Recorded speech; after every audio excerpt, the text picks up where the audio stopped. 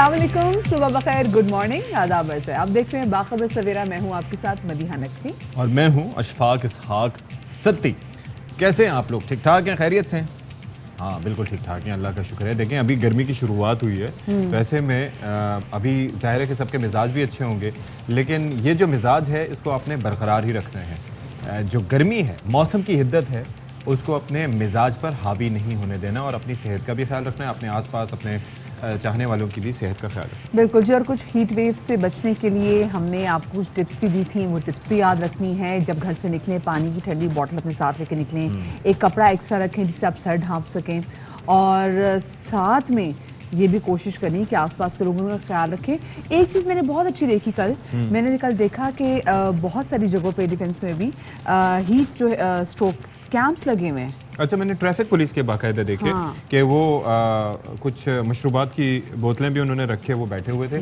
लेकिन आपने जो एक तस्करा किया कि ठंडे पानी की बोतल साथ रखें, जब बिजली मुयसर न हो तो ऐसे में ठंडा पानी कहाँ से लाएं मदीहा ज़हरा नकवी? वैसे एक चीज़ ज़रा मैं आपको बता दूं कि वो मटका कल्चर जो हमारे यहाँ होता था, प्लीज़ उसको दोबारा से अपनी लाइफ में वापस लेके आएँ, क्योंकि उसमें जो तबखीर का अमल होता था, यानी कि मटका जब गीला होता था उस पर हवा लगती थी, फिर अंदर से पानी ठंडा हो जाता था, कि बड़ा आजमूदा तरीका है। तो उस पानी की तासीर भी ठंडी लगती। मैंने वैसे मटके का पानी मैंने भी पिया हुआ है, बहुत ज़बरदस्त, बहुत वो एक अलग ही नेक्स्ट लेवल आपको जो है वो एक फीलिंग देता है, मतलब ज़मीन से क़ुर्बत का एहसास भी होता है। और फिर ये है कि क्या कहते हैं, पानी पीना बहुत ज़्यादा ज़रूरी। हाँ, पानी पीना बहुत ज़रूरी है, अपने आप को हाइड्रेट रखें। टॉप स्टोरीज में नजर डालते हैं।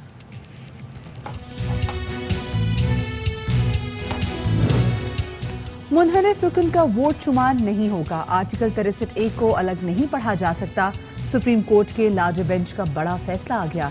इमरान खान कहते हैं अदालत ने हमारी अखलाकियात को बचा लिया, हुकूमत इत्तेहादियों के साथ सर जोड़कर बैठ गई।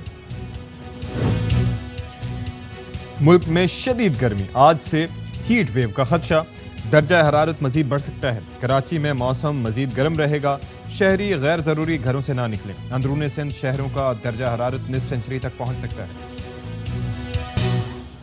जी जनाब, तो शो के आगाज में बात करेंगे कल सुप्रीम कोर्ट के एक बहुत बड़े और बहुत अहम फैसले के हवाले से। सुप्रीम कोर्ट के लार्जर बेंच ने कल आर्टिकल 63A के रेफरेंस पर अपनी राय दे दी, जिसके मुताबिक मुनहरिफ रुकन, यानी कि पिछले दिनों हमने देखा कि जो पंजाब असेंबली में भी जो तहरीक अदम एतमाद आई थी, उसमें जो मुनहरिफ अरकान ने, और स्पेसिफिकली खैर हमने कौमी असेंबली में तो देखा एक ही वहाँ पे मौजूद थे, उन्होंने तो वोटिंग का हिस्सा ही नहीं बने, तो जो मुनहरिफ अरकान थे उनकी वोटिंग काउंट नहीं होगी, लेकिन ताहयात नाअहल नहीं होंगे, ताहयात नाअहल नहीं होंगी। बिल्कुल सही बात कह रहे हैं। लेकिन अब शहबाज शरीफ, जो हमजा शहबाज शरीफ हैं, इसका मतलब है कि वो फिर सीएम नहीं रहेंगे अगर अच्छा वो उसके अंदर फिर यह है कि कुछ सहाफ़ी, असल में हम लोग बहुत जल्दी ना हम मंतकी अंजाम तक पहुंचने की कोशिश कर रहे हैं। कुछ सहाफ़ी हजरात ने ट्विटर पर इधर उधर ये भी कहा था कि कुछ पैरा 3 या 4 का भी तस्करा किया था। उन्होंने कहा कि भाई वो ये भी है कि उनको आपस में मिला के पढ़ें कि पार्लिमानी पार्टी की हिदायत क्या इस हवाले से थी या नहीं थी। अब वो देखा जाएगा तो फिर आइडिया होगा। साथ ही इलेक्शन कमीशन इससे मुताल्लिक क्या राय रखता है, वो जब अपनी राय देगा तो उसके बाद हमजा शहबाज हुकूमत के मुस्तकबिल का फैसला होगा। लेकिन एक चीज़ है, अभी जो है वो इमरान खान साहब ने भी मुबारकबाद दी और कहा, सुप्रीम कोर्ट का शुक्रिया अदा किया। तो ये जो हम डिसीजन टू डिसीजन अदालत का एहतराम करते हैं ना, थोड़ा सा इस पर भी हमें नज़रसानी करनी चाहिए कि ज़ाहिर है कि सुप्रीम कोर्ट ऑफ पाकिस्तान ने फैसला आपके खिलाफ आए तब भी आपको एक्सेप्ट करना चाहिए, फैसला आपके हक में आए तब तो ज़ाहिर है कि आप बल्ले बल्ले करते ही हैं। लेकिन वैसे कोई और सोशल मीडिया पे कैंपेन चल रही है, एक जैसा होना चाहिए। इमरान खान साहब का वैसे क्या कहना था, कल आपको सुनवाते हैं। सुप्रीम कोर्ट का जो फैसला हुआ है लोटों के खिलाफ, सुप्रीम कोर्ट आपका शुक्रिया अदा करते हैं। ये जो सारे डाकू ऊपर बैठे हैं जिन्होंने हमारी इखलाकियात को पूरा खत्म करने की कोशिश की है, सुप्रीम कोर्ट ने आज पाकिस्तान की इखलाकियात को गिरने से बचाया। जो लोग अपनी वोट बेचते हैं, अपने लोगों से गद्दारी करते हैं, सुप्रीम कोर्ट ने उनकी वोट को रद्द कर दिया। सुप्रीम कोर्ट से एक और रिक्वेस्ट करूंगा, शरीफ खानदान के केसेस करप्शन के आप सुने, FIA को उन्होंने तबाह कर दिया, दिन दिहाड़ा डाका पड़ रहा है, 40 अरब रुपए के इनके ऊपर केसेस हैं। आपकी जिम्मेदारी है सुप्रीम कोर्ट के जजेस के केसेस अपने पास लें। इन चोरों को इस मुल्क के ऊपर मुसल्लत नहीं होने देंगे।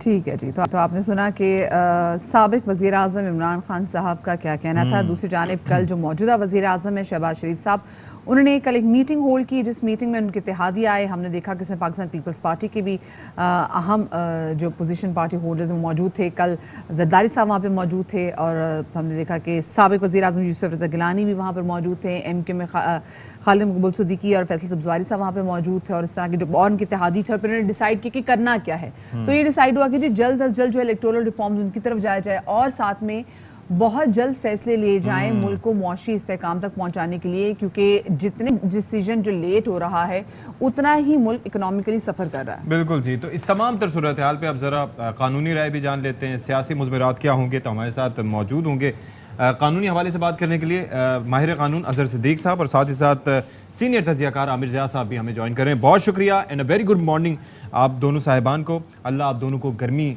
की शिद्दत से महफूज रखे। तो अजहर सिद्दीक साहब, सबसे पहले आपका नुक्ता नज़र, वैसे तो ट्विटर पर आप भी खासे एक्टिव हैं, नुक्ता नज़र किसी हद तक सामने आ ही जाता है, लेकिन ये कैसा खुशाइन फैसला है और इसकी इम्प्लीमेंटेशन किस तरह से होती दिखाई दे रही है आपको? बहुत शुक्रिया। Boss, basically in my opinion it's a landmark in the history of judicial history of Pakistan.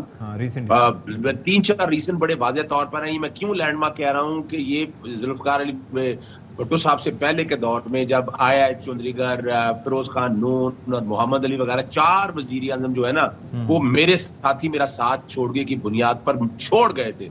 Article 96 उस वक्त डाला गया था, मकसद था कि डिफेक्शन होने नहीं देनी है। अब भी सुप्रीम कोर्ट के सामने यही था और चार्टर ऑफ डेमोक्रेसी जो खास तौर पर हमारी सियासी जमातों ने बनाया था, उसका क्लास 21 है, क्लास 23 पढ़ लें। उन्होंने कहा कि जो आपका मैंडेट है उसको रिस्पेक्ट करना है और साथ साथ फ्लोर क्रॉसिंग और डिफेक्शन होने नहीं देनी है। यही वो केस था बुनियादी तौर पर। हमने सारा ये आपके सामने सारा देख लिया, या तो कोई प्रिंसिपल स्टैंड हो, और कोर्ट के सामने जो बताया गया था कि पार्टी की मेजॉरिटी को मानना है। यही आर्टिकल 17 की, आर्टिकल 51 की, आर्टिकल 55 की और आर्टिकल 91 सब आर्टिकल 6 की बेसिस है कि आप मेजॉरिटी पार्टी के, ये नहीं कि डिफेक्शन ही हो सकती। ये अजीब सी एक बात की कि डिफेक्शन हो सकती है, पार्टी के 50% ज्यादा वोट लाएं और डिफेक्शन कर जाएं आपको, लेकिन इस बुनियाद पर नहीं कि आप किसी से नुक्ता नजर से इख्तलाफ करें। और वो खास तौर पर ये कि नुक्ता नजर सामने हम सब लोगों ने देख लिया, सिंध हाउस में क्या हुआ, पंजाब के हवाले से हमने एक एक चीज सामने देख ली और यही बातें है ना सर। लेकिन जो तस्करा किया जा रहा है अजहर साहब, ये जो पार्लिमानी पार्टी की डायरेक्शन का कुछ लोग हवाला दे रहे हैं, कुछ कानूनी माहिरीन के, जी वहां पर डायरेक्शन नहीं थी पार्लिमानी पार्टी की वोटिंग से मुतालिक, ऐसा है क्या? इस मामले से कोई बचत हो सकती है अरकान की? अच्छा, मैं एक बात बताऊं, बड़ा अच्छा शेर पढ़ा था जस्टिस जाजुल हसन ने, अपना गुल तो गुल ना जाने, बाग तो सारा जाने। अभी पूरी दुनिया को बता दें, आपको नहीं पता कि किसने वोट डालना है, एक एक बंदे को पता है। और पार्लियामेंट पार्टी में यही डिसीजन, आप हम ये कहना चाहते हैं it's a day light robbery, यानी हम क्यों पीछे छुपना चाहते हैं इन टेक्निकलिटीज के पीछे, और ये सियासी जमातों का ये काम नहीं है कि टेक्निकलिटीज के पीछे छुपे। बड़ी लेकिन छुपते हैं ना सर। वो इस्तीफा बुज़दार साहब ने दिया वजीर आजम साहब को, पहले सबने कहा कि मंजूर हो गया, वाह वाह वाह वाह, बाद में कहा कि नहीं देना तो गवर्नर को था, और उसके बाद बोला कि नहीं इलीगल है, हो ही नहीं सकता। ये तो करते हैं ना सियासी जमातें। This is what happens in Pakistan. देखिए वो बातें अपनी जगह, वो कानूनी मुंह शगाफियां तो अपनी जगह पर मौजूद है, लेकिन इस जजमेंट ने एक पैटर्न सेट कर दिया। पैटर्न क्या सेट कर दिया है कि आप यहां से अपनी पार्टी से खिलाफ, आप देखें ना, अगर देखा जाए तो वोट ऑफ नो कॉन्फिडेंस भी अंडर क्वेश्चन आ चुका है। ये आपको जस्टिफाई करने के लिए उनके पास कोई चीज मौजूद नहीं थी और सुप्रीम कोर्ट ने यही फिफ्थ एंड सब्सटेंस में, देखिए अगर आपको पता है कि अगर अमानत में खयानत की जाए, सूरह अल इमरान पढ़ ले, सूरह अल अराफ पढ़ ले, उसके अंदर मैंने ये कुरानी आयत कोर्ट के सामने रखी थी कि इसमें इतनी सख्त सजा है। अमानत, ये वोट जो है ना, ये पार्टी की अमानत है, पार्टी जिसको चाहे। और ये जो कहना कि जनाब हमारी आजादी है, वो कैसे सलब कर दी? तीन तो चीजें हैं जिससे मुल्क स्टेबल रहना है, यानी आज मनी बिल पेश किया जाए और एक बंदा डिफेक्शन कर जाए तो मुल्क तो नीचे गिर जाएगा। इस तरह अच्छी भली चलती हुई गवर्नमेंट को नीचे। आमिर ज़िया साहब से जरा पूछ लेते हैं। सही आमिर ज़िया साहब, बहुत शुक्रिया आपका भी, आपने बाखबर सवेरा को वक्त दिया। कल जो एक कोर्ट का सुप्रीम कोर्ट का एक अहम फैसला आया है, उस हवाले से आपको क्या लगता है कि अब आगे सूरत हाल कितनी तब्दील हो सकती है उन स्पेसिफिकली मुनरिफ अरकान को लेकर? यकीनन जैसे कि भी बताया अजहर साहब ने कि बड़ा अहम फैसला है और इससे दो बातें हुई हैं। पहला तो ये जो सबसे अहम है कि सुप्रीम कोर्ट ने तशरीह की 63A की, उसमें उसने बताया कि जी पार्टी से वफादारी जो है वो सिस्टम के लिए क्यों ज़रूरी है, और जो लफ्ज़ उन्होंने इस्तेमाल किया कि जी coherence of a political party, यानी कि पार्टी की यकजहती, तो सिस्टम को जारी रखने के लिए कि जाहिर है कि अगर आप इस तरह फ्लोर क्रॉसिंग की इजाजत देंगे और आप कहेंगे कि जी वफादारियां तब्दील होंगी, तो उसका मतलब है कि मुल्क में कभी भी कोई पायदार सिस्टम नहीं बन सकता। हाँ। तो पार्लिमानी जमहूरियत को रमा दमा रखने के लिए 63A की जरूरत है, और उसमें तो कोई तनाज़ा पहले से नहीं होना चाहिए था। ये तो बिला वजह कोर्ट में गए। यानी कि एक चीज बिल्कुल साफ है कि स्पिरिट 63A की कहती थी डिफेक्शन नहीं होना चाहिए और पार्टी के खिलाफ वोट नहीं देना चाहिए, लेकिन चले फिर भी चले गए। आप देखिए कि हमारे पास जो सियासतदान है उन्होंने कहा जी प्रेसिडेंशियल रेफरेंस फ्लॉड है, तो वो चीज भी वो मेरे ख्याल में उठाकर फेंक दी गई कि प्रेसिडेंशियल रेफरेंस को इस चीज पर एंटरटेन किया गया। अब बड़ा सवाल ये कि आगे क्या होगा। अब जैसे कि हमारी है, जैसे कि आप खुद फरमा रहे हैं कि हर पॉलिटिकल पार्टी जो है वो अपने मतलब से उसका एक वो करती है, इंटरप्रिटेशन करती है। बाज़ लोग कह रहे हैं कि जी माजी में इसका इतलाक नहीं होगा, उस मुस्तकबिल में होगा। बाज़ लोग के जो टेक्निकलिटीज है उसके ऊपर बात करें जी सियासी मुशगाफियाँ कि जी यूं होगा फला होगा, उनको इल्म नहीं था लॉ मेकर्स को, पार्लियामेंट की तरफ वो पार्टी की तरफ से जो थी क्लियर डायरेक्टिव्स नहीं थी। मैं नहीं समझता इस चीज़ में कोई इबाहम होना चाहिए। इसकी वजह ये है कि जनाब मतलब वो जो अभी हमारे दोस्त कह रहे थे कि जाने न जाने गुली न जाने बाग तो सारा जाने है, तो पूरी दुनिया को पता था कि पार्टी पोजीशन क्या है, और अगर आप पार्टी पोजीशन के खिलाफ वोट देंगे तो उसके क्या नतीजे होंगे। अब उससे जुड़ा सवाल है इसके सियासी इंप्लीकेशंस क्या होंगे। बात ये कि शहबाज शरीफ साहब और हमजा की हुकूमत जो है पहले दिन से बल्कि आने से पहले मुतनाज़ा हो गई है, और इस तरह के फैसले के बाद उसकी जो भी रही सही साख थी वो खत्म हो जाती है। उसके बाद कम से कम पंजाब गवर्नमेंट के हवाले से कोई आपने कहा कि सिर्फ हमजा शहबाज का आप तज़किरा कर रहे हैं, शहबाज शरीफ साहब का भी? शहबाज शरीफ साहब को मैंने दोनों का किया, ठीक है, उन पे एकदम मसला नहीं आता कि वहां पर जो है जो मुनरिफ अरकान थे उन्होंने वोट नहीं डाले। लेकिन जब पंजाब के अंदर आपका मतलब है कि रोल बैक होती हैं चीजें, एक बार फिर हुकूमत गिरती है, तो इसका मतलब उसका असरात जो है वफाक में भी पड़ेंगे। और इसका मतलब ये नहीं कि वफाक की जो हुकूमत है जिस तरह से लाई गई और जिस तरह से मुनरिफ अरकान को इस्तेमाल किया गया, जो एलाइज थे उनकी वफादारियां बदलने के लिए। लेकिन एक चीज है आमिर शाह साहब, एक चीज है, वैसे आपको नहीं लगता कि ये जो पूरा पॉलिटिकल हमारा सेटअप है इसको थोड़ा सा करेक्ट करने की जरूरत है? आप ये देखें कि इंडिया के बरक्स यहाँ पर जो सेटअप है वो ये है कि आज़ाद अरकान अपना आज़ाद इलेक्शन लड़के फिर आते हैं, फिर उन्हें किसी न किसी पार्टी का हिस्सा बनना पड़ता है, ठीक है। उसके बाद एंड में जाके अगर वो अपनी राय से किसी दूसरी जमात को वोट देते हैं या इस तरीके से, तो वो तो शुरू से उस पार्टी के साथ उसको वोट देने के पाबंदी नहीं थे, उसके टिकट पर आए ही नहीं थे। वो तो एक इलेक्टोरल प्रोसेस की वजह से और एक मजबूरी की वजह से किसी जमात का हिस्सा बने या किसी फायदे की वजह से लेट से। तो ये आपको नहीं लगता कि थोड़ा सा इसको करेक्ट करने की जरूरत है इस पूरे इंटायर पॉलिटिकल सिस्टम को? नहीं, आपने तो कहा कि जी थोड़ा सा मैं कहूंगा कि इस पूरे सिस्टम को रीसेट करने की जरूरत है। क्योंकि आप देखिए 50 साल से 1973 का आइन और उसके बाद 18वीं तरमीम जो मेजर जिसमें 100 से ज्यादा तब्दीलियां की गई हमारे इसमें आइन में, वो जो है मुल्क को इस्तेकाम देने में नाकाम रहा है। आप देखिए 73 से लेके तकरीबन 50 बरस होने को है, 49 years is a long period. आप जो है झूल रहे हैं मार्शल लॉ के दरमियान में और जनाब एक ऐसी जमहूरियत के नाम में कि जो फ्लॉड होती है, जहां पर हमेशा आप देखें कि कोई ना कोई मसला रहता है, सियासी इस्तेकाम नहीं आते। तो हमें सियासी इस्तेकाम के लिए पूरे सिस्टम को रीसेट करने की बात करनी चाहिए। और जिस तरह से हमारी यहाँ डायनेस्टिक पॉलिटिक्स है, डायनेस्टिक सीट्स हैं, हमारे यहाँ कोई गेट कीपर नहीं है कि जी हर आदमी जो है इलेक्शन लड़ सकते हैं। दुनिया में कहीं नहीं होता कि करप्ट आदमी, बदनवान आदमी इस पर मुकदमात हो या कन्विक्टेड हो इलेक्शन लड़े। हमारे यहाँ हो सकता है। हमारे यहाँ मतलब है कि आप ड्राइवर रखने के लिए आप कहते हैं जी उसके पास लाइसेंस हो, लेकिन इलेक्शन लड़ने के लिए आपने डिग्री तक की जो मुशर्रफ साहब ने कानून बनाया तो उसको हटा दिया। भाई BA क्यों, MA क्यों नहीं होना चाहिए उसको? उसका पब्लिक सर्विस का रिकॉर्ड क्यों नहीं होना चाहिए? उसका जो है टैक्स पेयर क्यों नहीं होना चाहिए उसको? कन्वीनियंस की चीजें चेंज नहीं होनी चाहिए। तो ये जो इन्होंने तब्दीलियां की हैं पाकिस्तान पीपल्स पार्टी और नून लीग ने 18वीं तरमीम के नाम पर मजीद आइन का बेड़ा गर्क कर दिया है। तो उसके बाद मेरे ख्याल में पूरे सिस्टम को रीसेट करने की जरूरत है और सोचना चाहिए क्यों यहाँ इस मुल्क में जो है वो जो दुनिया के बेशतर यूरोपियन ममालिक में आप देखें कि वो सिस्टम होता है कि जिसके अंदर पार्टी को वोट पड़ते हैं, वो वोट जो है इंडिविजुअल को नहीं पड़ते। उससे आप डायनेस्टिक पॉलिटिक्स का खात्मा कर सकते हैं। और पार्टी की फिर मर्जी होगी कि जी आज वो ए को अपॉइंट करती है नुमाइंदगी के लिए, कल को बी को करती है, इसको प्रोपोर्शनेट रिप्रेजेंटेशन सिस्टम बहुत शुक्रिया कहा जी जाता है। तजियाकार आमिर जिया साहब, और साथ में हमारे साथ सदीक साहब मौजूद थे। आप दोनों का बहुत शुक्रिया। कल जो सुप्रीम कोर्ट का एक अहम फैसला आया, हम उस हवाले से बात कर रहे थे। लेकिन एक और चक्कर भी है ना मती, अब आप ये देख लें कि 18वीं तरमीम जब मंजूर हुई थी उसमें कहा गया कि जी इससे अच्छी कोई चीज़ है ही नहीं, it's the next big thing. अब ये है कि उसके बारे में तज्जिए आ रहे हैं, जैसे कि आमिर जिया साहब फरमा रहे थे कि नहीं जी वो उसने बेड़ा गर्क कर दिया। दूसरी चीज़ ये है कि हम क्या करते हैं कि कवानीन की भरमार हो, आईनी तरमीम की भी भरमार हो, लेकिन उसके ऊपर अमल दरामद नहीं होता। अमेरिका जैसा मुल्क जिसका लिखा हुआ आईन भी नहीं है, हो जाता है। हाँ। तो वहां पर चीजें सिस्टमैटिकली चल रही हैं। एक तो ना हम हर चीज को टाइम टू टाइम जो है ना वो उसकी इंटरप्रिटेशन करते हैं। और हर किसी की अपनी इंटरप्रिटेशन, हर किसी की अपनी इंटरप्रिटेशन भी है। कभी जो बहुत बड़ी जजमेंट आती है, अगर वो आपके इसमें हक में आ जाए तो वो टाइम कुछ और चल रहा होता है, तो फिर आप उस जजमेंट के बारे में कुछ और रिमार्क्स देते हैं।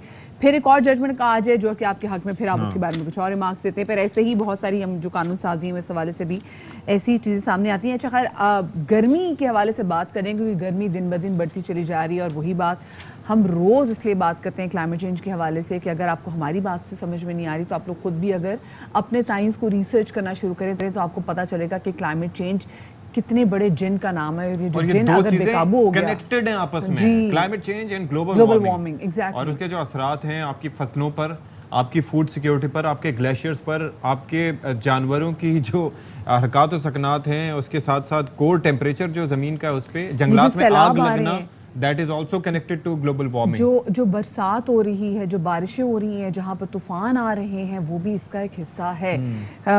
सो जो स्पेसिफिकली अगर हम कराची की बात करें तो कराची क्या, लाहौर, खैबर पख्तूनख्वा, तमाम तर जगहों पे जो है दर्जा हरारत वो दिन ब दिन बढ़ता ही चला जा रहा है। और वही वाली बात की हीट वेव से बचने के लिए प्लीज कोशिश करें कि जो चंद कुछ टिप्स हैं। अब से ये है कि फिर से हीट वेव, मतलब अगले कितने दिन, 3 दिन तक, 3 दिन का स्पेल है। मतलब जस्ट इमेजिन, अभी लास्ट वीक भी हमने मेरे ख्याल में यही कहा था कि 3 दिन तक हीट वेव रहेगा।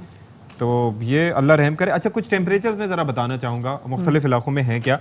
तो कराची में 38 से 40, नहीं यार ऐसा नहीं हो सकता यार, इससे कहीं ज्यादा लगता है यार, 44, 45, 46 लगता है, लेकिन बहरहाल कह रहे हैं तो मान लेते हैं। अच्छा, जैकबाबाद, सखर, लाड़काना, खैरपुर में दर्जा हरारत 48 से 50 डिग्री तक पहुंच सकता है। हैदराबाद, मीरपुर खास, उमरकोट, सांगढ़, थरपारकर में 44 से 46, और ठट्टा और बदीन में 40 से 42 डिग्री सेंटीग्रेड तक जा सकता है। और अल्लाह बस रहम करे, यही हम कह सकते हैं। बिल्कुल जी। और ये जो जिस हीट वेव की हम बात कर रहे हैं, ये हीट वेव कितने दिन तक जारी रहेगी? सरदार सरफराज साहब, चीफ मेट्रोलॉजिस्ट हमारे साथ मौजूद हैं, उनको शामिल गुफ्तगू करेंगे। बहुत शुक्रिया सरदार साहब, आपका अपने बाखबर सवेरा को वक्त दिया। सरदार साहब, एक हीट वेव हम पहले भी गुजार कर आए हैं, फिर कुछ बहुत मौसम बेहतर हुआ, समुद्री हवाएं चलने लगी, और आज से फिर से कहा जा रहा है कि आज से एक और हीट वेव शुरू हुई है। ये कितने दिनों तक जारी रहेगी? हीट वेव तो उसमें वही पहले वाली ही चल रही है, लेकिन उसमें 1-2 दिन का एक तरह से आया था, थोड़ा सा कह लें आप, उसमें उसकी शिद्दत में कमी आई थी जैसे पिछले 2 दिन से। और उसमें टेम्परेचर में थोड़ी सी कमी आई थी, जैसे 50-51 चल रहा था जैकबाबाद साइड पे, दादू, जैकबाबाद, लाड़काना साइड पे, तो उसमें इतनी कमी आई थी कि वो 47-48 की रेंज में, 46 से 48 की रेंज में रहा टेम्परेचर। और इसी तरह से कराची में 1-2 दिन का गैप रहा, लेकिन कल से कराची का टेम्परेचर फिर बढ़ गया है। तो आज से यानी उसमें अगले 4-5 दिन के लिए ज़्यादा शिद्दत आएगी दोबारा से। जो आपके नॉर्दर्न सिंध है हमारा, जैकबाबाद, दादू, लाड़काना, सखर और नवाबशाह, उन इलाकों में दोबारा से 49-50 की रेंज में टेम्परेचर हो जाएगा। और कराची का भी 40 से ऊपर ही रहेगा अगले 3 से 4 दिन तक एटलीस्ट। चलिए, वो आपने बता दिया, लेकिन ये क्या समुद्री हवाएं जो थोड़ा बहुत आसरा दे देती हैं कराची के अवाम को, क्या वो भी मुअत्तल हो जाएंगी इस हीट वेव में? बिल्कुल, दिन के औकात में पिछले 2 दिन से ये हो रहा है, जब कराची का टेम्परेचर कल 41 रहा और परसों 42 समथिंग चला गया था, तो उसमें 41.7 गया था। उसमें यही रहा कि दिन के औकात में समंदरी हवा नहीं रही, उसका रुख तब्दील होकर शुमाल मगरिब की तरफ से हवा चलती रही, जो कि निस्बतन हॉट विंड होती है, ड्राई और हॉट विंड। उसी वजह से टेम्परेचर 40 से ऊपर, 41 से ऊपर चला गया। और अगले 3-4 दिन भी यही कैफी इसी तरह का रहेगा समा, इस वजह से कि जो अपर एयर में हाई प्रेशर बना हुआ है उसके इन्फ्लुएंस में दिन के औकात में सी ब्रीज़ एक तरह से मुअत्तल रहेगी, और उसके बरखिलाफ़ शुमाल मगरिब की हवा रहेगी जो कि निस्बतन गर्म हवा होती है। तो इस वजह से टेम्परेचर कराची का भी दिन के औकात में बढ़ता रहेगा। लेकिन अच्छी बात यह है कि शाम और रात में सी ब्रीज़ कदर बहाल हो जाती है, तो रात का टेम्परेचर फिर नीचे आ जाता है। सही। अच्छा सरदार साहब, का भी चोलिस्तान में हमने देखा, खुशहाली देखी, वहाँ के लोगों ने बहुत ज़्यादा सफ़र किया, लोगों ने अपने मवेशी खोए, ऐसी वहाँ पे गर्मी पड़ रही है, तो आगे क्या कोई इम्कानात हैं कि ये खुशहाली ख़त्म होगी, बारिशें होंगी? जो मुल्क में वैसे भी बारिशों का सिलसिला है, ये कब एंटर होगा? फ़िलहाल तो जी कोई इतनी बारिशें साउथ में ख़ास कर नहीं है। चोलिस्तान भी चूँकि साउथ पंजाब और वो साउथ पाकिस्तान में ही आ जाता है, तो इस एरिया में कोई इतनी बारिश की तवक्को नहीं है। अलबत्ता नॉर्थ में फ़िलहाल तो 1-2 दिन स्कैटर्ड सी बारिश है, कहीं आइसोलेटेड, कहीं स्कैटर्ड, उसमें लाहौर से ऊपर के जो इलाके हैं उनमें। लेकिन 21 या 22 मई से फिर एक अच्छा सिस्टम है जो कि शुमाली इलाकों तक महदूद रहेगा, यानी उसमें साउथ पंजाब में तो नहीं, लेकिन जो सेंट्रल पंजाब है वहाँ तक बारिश उम्मीद है कि हो जाएगी 20-22 मई के आसपास। 2 से 3 दिन का स्पेल है, उसमें अच्छी बारिश की तवक्को है ऊपर के इलाकों में। ठीक है जी, बहुत शुक्रिया आपका सरदार सरफराज साहब, अपना मौक़िफ़ दे रहे थे। और मौसम के लिहाज से तो कोई अच्छी खबरें नहीं हैं, तो भाई यही हम जो शुरू में आपसे बात कर रहे थे कि बहुत ज़्यादा एहतियात कीजिए। छोटी छोटी चीज़ें जो हैं वो आपको इस मौसम की शिद्दत से काफ़ी हद तक बचा सकती हैं, और ORS का इस्तेमाल भी लाजमी तौर पर करें। बिल्कुल जी, एक छोटी सी यहाँ पर ब्रेक ले रहे हैं, हमारे साथ रहिएगा।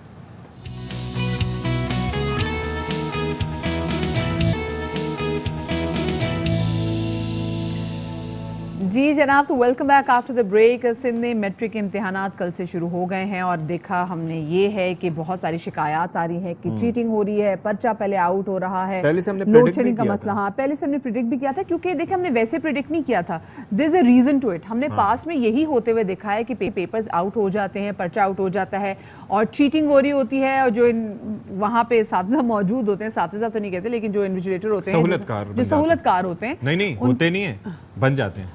अच्छा शुरू से होना। ओके, मैं भी अपने दिमाग में, हाँ वो बन जाते हैं, कोई वजूहात होती हैं, उसकी कुछ वजूहात होती हैं, और अभी भी कुछ ऐसी शिकायत आ रही है। तो अनवर खान से जान लेते हैं। जी अनवर खान साहब हमारे खब्बे पास है, board of secondary education Karachi board office के दफ्तर के बाहर विराजमान है, और उनके साथ पीछे एक साहब खड़े हुए सेल्फी भी ले रहे हैं और वीडियो भी बनाने के लिए कोशा है। तो अनवर भाई बताइएगा कि क्या सूरत हाल है आज, मतलब क्या कल क्या सूरत हाल रही और आज क्या सूरत हाल अब तक आप देख रहे हैं? 9:30 तो हो चुके हैं। जी देखिए, पर्चा की तरसील और तकसीम का अमल मुकम्मल हुआ, और हस्बे रिवायत पर्चा 15 से 20 मिनट पहले आज मैट्रिक कंप्यूटर का जो पर्चा था वो पर्चा सोशल मीडिया पर वायरल हुआ कमोबेश 20 मिनट कबल। तो कल भी यही सूरत हाल थी। सानवी तालीम बोर्ड के चेयरमैन ये बताते हैं कि पर्चे की तरसील और तकसीम का अमल सानवी तालीम बोर्ड से 6 अजला के अंदर वाक़ हब सेंटरों को फराहम किए जाते हैं, और जब पर्चे की तरसील कमोबेश इस सेंटर से, मरकज़ी सेंटर से सानवी तालीम बोर्ड से कमोबेश आधे घंटे और 1 घंटा कबल कर दी जाती है, तो इस दौरान पर्चा जो है वो किसी एक सेंटर सुपरिटेंडेंट या वहाँ पर मौजूद किसी इंतज़ामी अमला या कोई अफसर या कोई मातहत अमला, कोई ना कोई एक फ़र्द ऐसा ज़रूर होता है जो कि उसकी एक पिक्चर लेता है, लेकिन उस वक्त कोई सोशल मीडिया के ऊपर वायरल होती है। लेकिन एक चीज़ ये है कि उसकी कोई ऑल्टरनेट्स होते हैं, कोई ए कॉपी, कोई बी, कोई सी। हम तो ये सुनते थे कि ये होते थे उनके पास ऑल्टरनेटिव्स, अगर ऐसे पहले से पता चल जाए तो, या नहीं होते? जी देखिए, हमारी जो गुफ्तगू हुई, नहीं सानवी तालीम बोर्ड के चेयरमैन कहते हैं ABCD जो है ये मफरूज़े हैं, ऐसा कोई पर्चा नहीं होता। अच्छा। और वो साथ साथ वो बरीउज़ जमा हो गए हैं, वो ये कह रहे हैं कि हमारी कोई जिम्मेदारी नहीं है कि पर्चा अगर सोशल मीडिया के ऊपर वायरल होता है, ये एक अखलाकी जिम्मेदारी होती है उन अफराद की, मुमतहिन इम्तिहानात की, सेंसर सुपरिटेंडेंट अच्छा, अंदर हम आपके पास दोबारा आते हैं। हम अपने नाज़रीन को बराह रास्त इस्लामाबाद लिए चल रहे हैं, जहाँ पे शेख रशीद मीडिया से गुफ्तगू कर रहे हैं। IMF में जाना है, इन्होंने इंडिया से तजारत करनी है, इन्होंने इसराइल से दोस्ती करनी है, इन्होंने ड्रोन्स के लिए बेस देने हैं, और कल जो पंजाब में फ़ैसला हो गया उसके बाद अब ज़ाहिर है पंजाब में इलेक्शन होने हैं या जो फ़ैसला होना है, एक वोट की इनके पास अक्सरियत है मरकज़ में, ये कायम नहीं रह सकती। जब भी हालात कटन होते हैं, इत्तेहाद जो है ना वो टूटते हैं, और इत्तेहाद टूटने में अब ये लोग देखें कि ये खड़े कहाँ हैं। कल इन्होंने कहा हम बढ़ाते हैं पेट्रोल की कीमत, और ये भीख मांग रहे हैं अदारों से कि हमें 1.5 साल की गारंटी दी जाए। ये भीख मांग रहे हैं इस वक्त कि किसी सूरत पे लॉन्ग मार्च को रोका जाए। ये अदारों से भीख मांग रहे हैं कि कोई हमें दरमियानी रास्ता दिया जाए 1.5 साल के लिए। ये भीख मांग रहे हैं जो कह रहे थे वोट को इज्जत दे, इन्होंने वोट का रेट जो है 25 करोड़ रुपया लगाया है। खुशकिस्मती ये है कि कौम सारी जो है वो लॉन्ग मार्च की तरफ इमरान खान के साथ है। अभी मैं सीधा गुजरांवाला के जलसे के लिए जा रहा हूँ, और फिर 20 को मुल्तान का जलसा है, मुल्तान में वो कॉल देगा। और सारी अपोजिशन जो है, सारी की सारी अपोजिशन एक वोट पे जिंदा है, और उस वोट में एमक्यूएम क्या फैसला करता है, बाप क्या करती है, दूसरी पार्टी की करती है। मैं पहले कह चुका हूं कि 31 मई से पहले फैसले आएंगे। शेख साहब, एक तरफ आप और पीटीआई बड़े बड़े जलसे कर रही है, मुतहरिक कर रही, मोबिलाइज कर रही है, इस्लामाबाद आने के लिए कॉल दे रही है, लोग तैयार भी हैं। लेकिन गुज़िश्ता रोज़ जो सुप्रीम कोर्ट में मुनर्रिफ अरकान का फैसला आया, उसके बाद रद्द अमल के तौर पर मौजूदा हुकूमत ने तमाम पार्टियों का एक अलायंस इजलास बुलाया और फिर एक मुश्तरका बयानिया भी जारी किया गया कि वो मुद्दत पूरी करेंगे, इक़्तिसादी सूरत हाल को कंट्रोल करेंगे, डट गए हैं। बड़ा जितनी देर करेंगे उतनी सियासी कब्र खोदेंगे। और आसिफ जरदारी ने इन्हें वहां मारा है जहां पानी ना मिले। हर दिन जो बढ़ेगा इनके लिए मुश्किल और मसाइल का दिन होगा। ना कोई असम्बली की हैसियत है, ना असम्बली की कोई एहतराम है, ना पंजाब असम्बली के मामलात हैं, और ये सारे इकट्ठे मीडिया की हद तक हैं। वजारतें बांटने में आप देखें कि मौलाना फजलुर रहमान ने कम्युनिकेशन ली, हालांकि उन्होंने कभी मस्जिद का गुसल खाना भी नहीं बनाया। वजारतें बांटने में देखो हर एक ने अपना इंटरेस्ट वाच किया। और मैं पहले कह चुका था कि अशरफ को तो मिलेगी, राजा अशरफ को स्पीकरशिप। सो ये बीच चौराहे की हंडिया फूटेगी, फैसले होंगे 31 मई से पहले। बेहतर है लॉन्ग मार्च से पहले इलेक्शन की डेट आ जाए। और सबसे बड़ी खबर गुजरांवाला जाने से पहले देना चाहता हूँ, निगरान वजीर आज़म के लिए मईशत दानों के इंटरव्यू पिंडी इस्लामाबाद में हो रहे हैं। जी, शेख रशीद साहब पिंडी में मीडिया से गुफ्तगू कर रहे थे। उन्होंने कहना था कि एक बड़ी खबर देता चलो वो ये कि निगरान वजीर आज़म के लिए मईशतदानों के इंटरव्यू लेना शुरू हो गया। और कल हमने देखा भी अब्दुल हफीज शेख साहब भी पाक से वापस आए हैं। जो स्पेशल अदालत खोल के किया गया वो भी हमारे हक में चला गया। जो कल हुआ है उसको तो इमरान खान ने भी अप्रिशिएट किया है। सो ऑफ कोर्स अदालतों का एक रोल है, फौज का एहतराम है। हमें अदालतों के रोल का और फौज के एहतराम का खास ख्याल रखें। एक सवाल, आप कहते हैं कि सारे इलेक्शन के लिए तैयार हैं, जरदारी नहीं है, क्यों, इसकी वजह क्या है? ये उसको पता है कि उसकी मुफ्त में मिनिस्ट्रियाँ मिल गई हैं मरकज़ में, पंजाब में उसका हाथ पड़ा हुआ है, सिंध में उसकी हुकूमत बनी हुई है, और उसको पता है कि ये इमरान खान ने फैसला किया है कि इस दफ़ा सिंध इलेक्शन कैंपेन वो खुद चलाएगा और खुद टिकटों के फैसले करेगा। सब एक तरफ अदालतें उज़्मा और अदालतें आलिया बड़े बड़े फैसले दे रही है, और दूसरी जानिब पंजाब में सरकारी आला अफसरान के तबादले किए जा रहे हैं बड़े पैमाने पर। मैं खुदा को बावजू गवाह बना के कहता हूँ कि FIA को कहा जा रहा है कि हमजा शहबाज और शहबाज शरीफ और आसिफ जरदारी फरियाल, इनके केसेस के विड्रॉल तैयार हो रहे हैं। प्रोसिक्यूटर FIA में अदालतों में जाके कहेंगे कि हम ये केस नहीं लड़ना चाहते। यही ANF में तैयारी हो रही है कि ये हम केस नहीं लड़ना चाहते। ये NAP में तैयारी हो रही है, ये हम केस नहीं लड़ना चाहते। लेकिन कान खोल के सुन लो, अदारे सोए हुए नहीं हैं, बेखबर नहीं है, बाखबर हैं। आप ना NAP का कुछ बिगाड़ सकेंगे, ना FIA का, ना ANF का। जी, किसी का कोई कुछ नहीं बिगाड़ सकेगा। ये मौक़िफ़ था शेख रशीद अहमद साहब का। और जाहिर है कि जिस तरह से कर रहे हैं कि वो एक सहाफ़ी ने सवाल किया कि किस तरीके से ऑफिसर्स चेंज हो रहे हैं। तो आपको याद होगा वो 5 चीफ सेक्रेटरीज, IGs पहले भी चेंज होते रहे, वो तो बड़े जल्दी बहुत तेजी से चेंज होते रहे। हमने देखा था, सिलसिला चल रहा है। हर कोई अपनी मर्जी के हिसाब से बहती गंगा में हाथ धोते हैं। और ऐसे ही जो स्टूडेंट्स हैं वो भी अपनी मर्जी चला रहे हैं। इस वक्त इम्तिहानी मराकज़ में हमारे साथ अनवर खान मौजूद थे, जिनसे हम जान रहे थे कि आज मैट्रिक का जो इम्तिहानात है उनका दूसरा दिन है। जी जी भाई, वो अनवर आपने बताया था कि पर्चा आउट हो रहा है। अच्छा, पहले तो हम ये सुना करते थे मदिया, पर्चा आउट होता था तो वो उसकी कॉपीज करके बांटी जाती थी और वो उसके एवज कुछ खतीर रकम भी हासिल की जाती थी। ये जो ऐसे मतलब इंसानियत की फलाह के लिए काम किया जा रहा है, इसमें किसी का फायदा क्या है?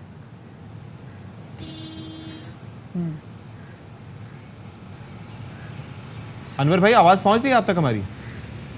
जी इस वक्त सूरत हाल ये है कि जो पर्चा आउट होता है सोशल मीडिया के ऊपर, पर्चा आउट होने के बाद बाकायदा इम्तहानी मराकज़ के बाद जो होटल होते हैं, जो करीबी घर होते हैं, वहाँ पे इन पर्चों को जो है सॉल्व किया जाता है। सॉल्व करने के बाद ये पर्चे दोबारा व्हाट्सअप किए जाते हैं तो इस तरह ये जो सूरत हाल होती है कि इम्तहानी मराकज़ के अंदर आप गैजेट्स लेके नहीं जाएंगे, तालिब इल्म बहुत चालाक हो चुके हैं, वो एक वक्त के अंदर 2 मोबाइल साथ लेके आते हैं, एक मोबाइल वो जमा कराते हैं, दूसरा मोबाइल जो है उनके पास मौजूद होता है। तो इस तरीके से जो है वो नकल का सिलसिला उस वक्त शुरू होता है जब बोर्ड की टीम आती है, विजिट करने के बाद वापस चली जाती है। तो उसके बाद दोबारा बाद इम्तहानी मराकज़ ऐसे हैं कि जहाँ पर नकल का सिलसिला बरकरार रहता है। बड़ी तादाद में हमने देखा कि तलबा के इम्तहानी मराकज़ के ऊपर नकल की शिकायत ज़्यादा सामने आती है। अलबत्ता किसी भी तालबात के इम्तहानी मराकज़ के ऊपर हमने नकल की शिकायत अभी तक नहीं देखी है। तो ये वो सूरत हाल है अमली तौर पर कि नकल को कंट्रोल करने के इक़दाम भी नाकाफ़ी हैं। सही, ठीक है, बहुत शुक्रिया जी। अनवर खान हमारे नुमाइंदे हमारे साथ मौजूद है। आपको याद होगा पिछले साल तो व्हाट्सएप ग्रुप बने थे जिस पे पर्चा आउट हुआ था, तो उसमें एंटर होने के लिए आपको पैसे देने पड़ते थे। अच्छा, और बच्चे भी अब घर से निकलते हुए कहते हैं कि कोई 1500 रुपये पास होना चाहिए। बर्गर खाने होते हैं पता नहीं पेपर के बाद। हमें तो वालदा साहब बड़ी कड़ी नज़र रखती थी और ना तरीके आते थे उस तरह से इफेक्टिवली नकल करने। हाँ, तभी आजकल मैं देख रही हूँ मैट्रिक के बच्चे बहुत कहते हैं, वो कहते हैं जी हमें को 1500 दे के भेजे, जरूरत पड़ सकती है। अच्छा है, अगर वैसे हर तरफ महंगाई बढ़ रही है और ऐसे में मुस्तकबिल बेहतर हो रहा है सिर्फ 1500 में, और क्या चाहिए, लगे रहो। ब्रेक।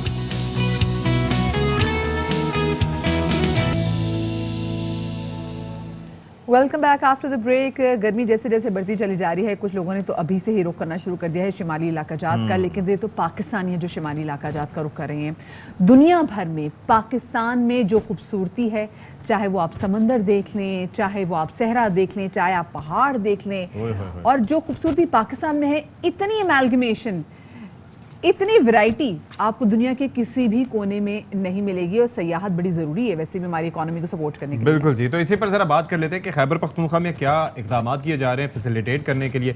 हमारे साथ मौजूद हैं वज़ीर सयाहत खैबर पख्तूनख्वा के शौकत यूसुफजई साहब। बहुत शुक्रिया जी and a very good morning Shaukat Yousafzai साहब। पहले तो टॉपिक से हट के एक सवाल कि ये जो आस्तीनें आपने चढ़ाई हुई हैं, ये गर्मी इसकी वजह है या कोई और गर्मी है, कोई और मिजाज की गर्मी? ये स्टाइल है ये स्टाइल है मेरा। अच्छा चले, अब ये बता दें कि भाई ये बड़ा हम देख रहे हैं कि खान साहब का विजन भी था कि सयाहत आनी चाहिए, टूरिज्म इज वेरी इंपॉर्टेंट, और खैबर पख्तूनख्वा में काफी इसके लिए अरेंजमेंट्स इकदाम किए गए, रिलीजियस टूरिज्म भी हो रही है। तो ये कितनी इंपॉर्टेंट है कि लोग पाकिस्तान का रुख करें और स्पेशली खैबर पख्तूनख्वा का? बिस्मिल्लाह। देखिए, सबसे पहली बात ये होती है टूरिज्म के लिए कि आपके पास अमन हो और आपके पास मौसम हो, तो कंडीशन और ये बहुत मैटर करती है। फिर दूसरा ये कि फैसिलिटीज़ क्या है आपके पास। तो जब से हमारी हुकूमत आई थी PTI के 2013 में खैबर पख्तूनख्वा के अंदर, उस वक्त से इमरान खान का एक विज़न था कि हमारे पास इतनी खूबसूरती है खैबर पख्तूनख्वा के अंदर, हम क्यों ना इस इंडस्ट्री को उठा रहे हैं। आप देखिए, हमारे पास सिर्फ मलम जबा, कालाम और दूसरी तरफ गलियात, जबकि इससे और बेतहाशा हमारे पास इलाके हैं जो नहीं डेवलप हो रहे थे। और हमारे दौर में आप यकीन करें कि इतने नए स्पॉट्स खुले कि मैं अपने हलके की बात करूं तो तकरीबन कोई 8 के 10 सड़कें तो वहाँ शुरू हैं। अब ये जो स्पॉट डेवलप हो रहे हैं, ये नए नए स्पॉट्स हैं, लोग खूबसूरती देखना चाहते हैं। और बदकिस्मती से हमने इसको कोई तवज्जो ही नहीं दी थी, इसको इंडस्ट्री नहीं माना था, जबकि पूरी दुनिया के अंदर टूरिज्म एक बहुत बड़ी इंडस्ट्री होती है। देखिए, पाकिस्तान अगर उठ सकता है ना 2 चीज़ों से, एक उसके साथ मिनरल है और एक उसके साथ ये नेचुरल रिसोर्स है जो टूरिज्म हम कह सकते हैं उसको। और हमारे पाकिस्तान यूनिक इसलिए है कि यहाँ पे स्पोर्ट्स टूरिज्म भी है, यहाँ मजहबी टूरिज्म भी है, यहाँ और खूबसूरत इलाके हैं जहाँ जाके आप वक्त गुजार सकते हैं, जहाँ लोग तंग आ चुके हैं। देखिए, यूरोप जा के लोग देख चुके हैं बार बार, इसी तरह जो पुराने स्पॉट्स है वो लोग देख चुके हैं, लेकिन खैबर पख्तूनख्वा में तो आप कहीं भी हाथ मारे आपको स्पॉट नज़र आएगा और खूबसूरती नज़र आएगी।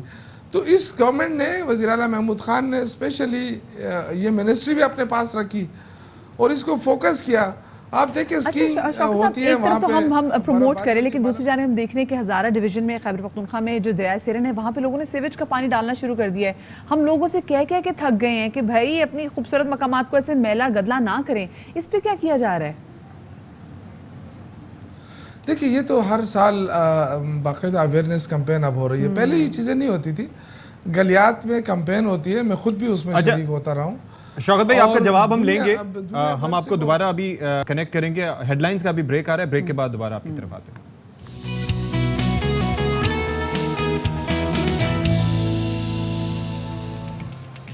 जी जनाब, बाखबर सवेरा में एक बार फिर से आपका खैर मकदम है।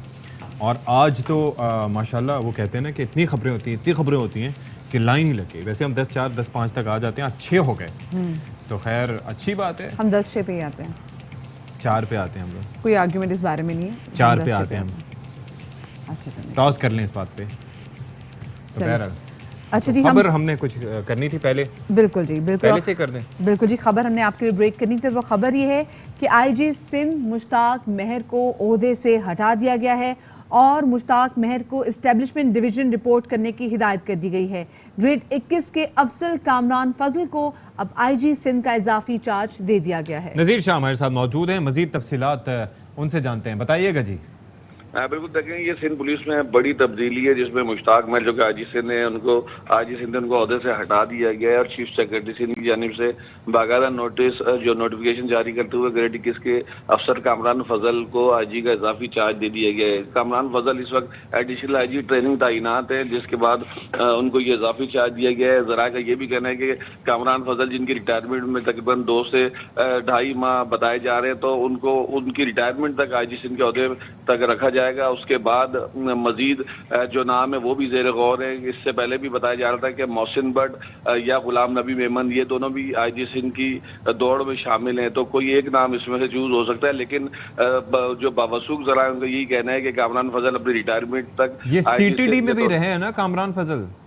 बिल्कुल, ये सीटीडी में भी तैनात रहे और अहम अहदों पर ये तैनात रहे और कराची सिंध पुलिस के बासलाहियत अफसर हैं। लेकिन अब इनकी रिटायरमेंट में तकरीबन 2 माह बाकी हैं, तो बावसूख ज़रा का यही कहना है कि जब तक इनकी रिटायरमेंट है तब तक आईजी सिंध के तौर पर यही काम करेंगे। सही। अच्छा नज़ीर साहब ने ये भी बताएगा कि पिछले दिनों हमने कराची को जैसे देखा कि कराची इज अंडर अटैक, तो क्या उस वजह से जो बम धमाके में है उस वजह से बड़ी तब्दीली की गई है?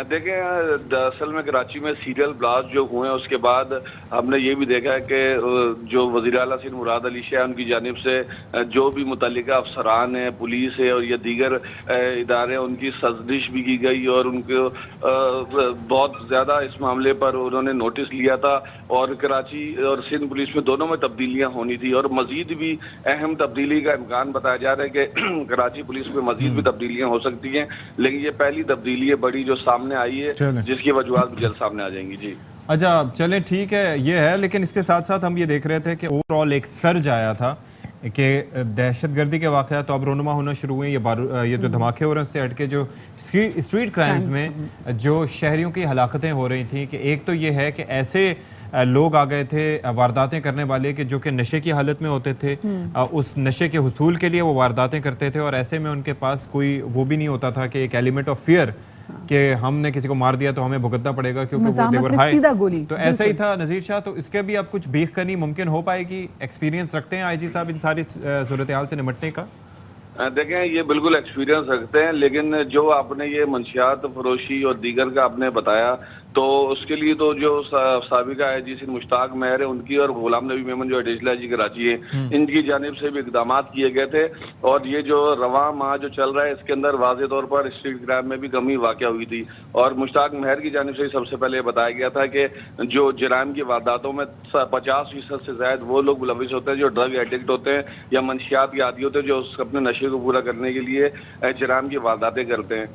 लेकिन चूंकि पुलिस है, जाहिर सी बात है कि पुलिस का एक सिस्टम चल रहा होता है, आईजी कोई भी आए तो नीचे का जो सिस्टम जो चल रहा होता है वो उसी अपने अफसर के मातहत ही चलता है, तो वो जो एक्सरसाइज है वो कंटिन्यू जारी है। जो नारकोटिक्स या दीगर इस तरह की मंशियात फरोशी या मंशियात के जो एडिक्ट होते हैं उनके खिलाफ कार्रवाइयाँ उसी तरीके से जारी हैं, तो इसीलिए 700 जराइम जो है रवां जो माह जो ये कम देखे गए थे गुज़श्ता माह से, तो हर महीने का रिकॉर्ड चेक किया जाता है और उसके बाद फिर दीगर अहकाम दिए जाते हैं। और जहाँ तक ये ब्लास्ट वाली बात हुई है तो सीटीडी की जानिब से रात को एक मुकाबला भी किया गया था जिसमें मुबैना दहशतगर्द भी मारा गया। ठीक है, बहुत शुक्रिया आपका नज़ीर शाह। आई एम श्योर कि ये जो चेंज किया गया है इसके कोई पॉजिटिव असरात हैं। जाहिर है कि मुश्ताक साहब भी बड़े कॉम्पिटेंट ऑफिसर थे, लेकिन अब देखना ये है कि ये जो तब्दीली लाई गई है इसके असरात क्या मुरतब होते हैं। हम बात कर रहे थे टूरिज्म के हवाले से कि खैबर पख्तूनख्वा में किस तरीके से सयाहत को फ़रोग दिया जाता है और शौकत यूसुफ ज़ई साहब जो कि वज़ीर सयाहत हैं खैबर पख्तूनख्वा के हमारे साथ मौजूद भी हैं।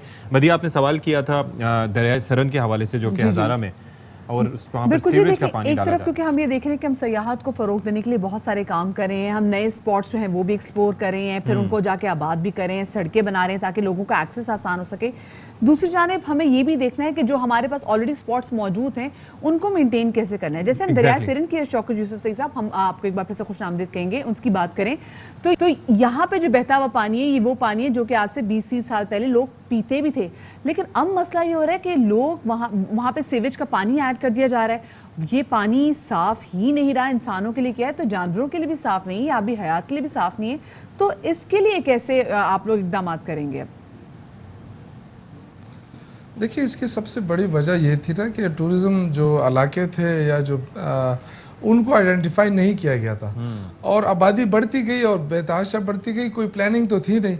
अब आप देखें कि जो भी टूरिज्म स्पॉट्स बन रहे हैं वहाँ पे अथॉरिटी बन रही है, ऐसे ही है। जैसे कालाम डेवलपमेंट अथॉरिटी बन चुकी है। अच्छा, इससे पहले नहीं थी तो लोगों ने वहाँ पे दरिया के पास ही उन्होंने बिल्डिंगें बनाने शुरू की, सीमेंट वहाँ पे बेतहाशा लग गई। अच्छा, इसी तरह मुख्तलिफ जगह अब ये चीज़ जो है, कोई भी नई स्पॉट हम बना रहे हैं, अब शांगला डेवलपमेंट अथॉरिटी प्रोसेस में इंशाल्लाह अभी वहाँ पे जो जैसे स्पॉट खुलेंगे अथॉरिटी बनेगी, वो उसकी निगरानी करेगी। अच्छा, शौकत साहब एक और उसकी इजाजत के बगैर कोई कंस्ट्रक्शन नहीं होगी। शौकत साहब एक और चीज़ भी है कि इट्स नॉट जस्ट दैट, मेरे ख्याल में हमें मरी मॉडल से, मलिका कोहसार के मॉडल से बहुत कुछ सीखना चाहिए था, क्योंकि सबसे पहला टूरिस्ट जो स्पॉट था वही था।